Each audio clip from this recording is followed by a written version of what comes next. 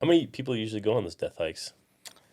Depends. Usually there's like 22, 27. We've had it where there was like 14 or 12. And then we did one death hike that was like really, we started with like 16, 18. And then after not even day one, it was like the first, we did Bora, climbed to the top of Bora. And then Bora was kind of sketchy. So there was some heights restrictions for a lot of guys. There was only 5 guys that got to the top of Bora. Then we Jeez. traversed down, went to Idaho, and tried to hit 3 peaks. And by the time it was like that evening, we only saw 5 guys out of like 18 the first day. It was like, where'd everyone go?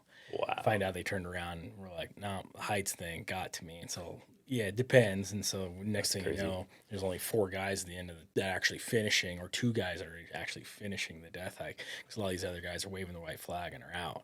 So the goal is, yeah, each time it's like getting tougher. We've done Alaska, gone out to Alaska and done the Chumash Range. It was like really challenging, and glaciers, and guys bailing out left and right that one, or it's the easy way out where we like change a route, and then all of a sudden it's like, okay, well, at this point, there's a trailhead here, and if anyone needs to, they can bail out.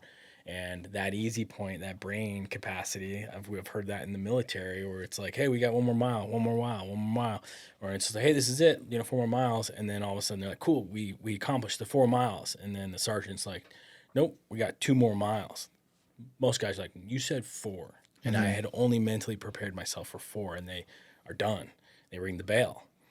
A lot of these things too, it's like hunting, or it's like we have these death hike where it's like there's a trailhead and there's an inlet and there's a guy who's going to check a checkpoint. A lot of guys are like, I'm going to the checkpoint, Yeah. and they're not finishing, and so they bail out. And then so one of them, we that was one of the shortest ones, to answer your question. We prepared one where we get dropped off in a plane, dropped off in the Frank Church Wilderness, and we had to hike out in April. Snow, snowshoes, rifle.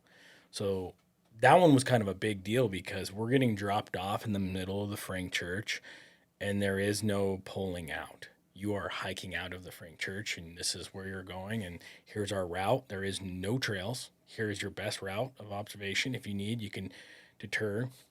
And we got dropped off, and a lot of guys, when we were preparing for this death hike, as it got closer to the date, guys were bailing out left and right, being like, I don't know if I can actually physically, probably, I'm mentally prepared or physically prepared for this, and I'd have to hit my SOS button and get a helicopter to get me out of here because no one's coming back for you. Yeah.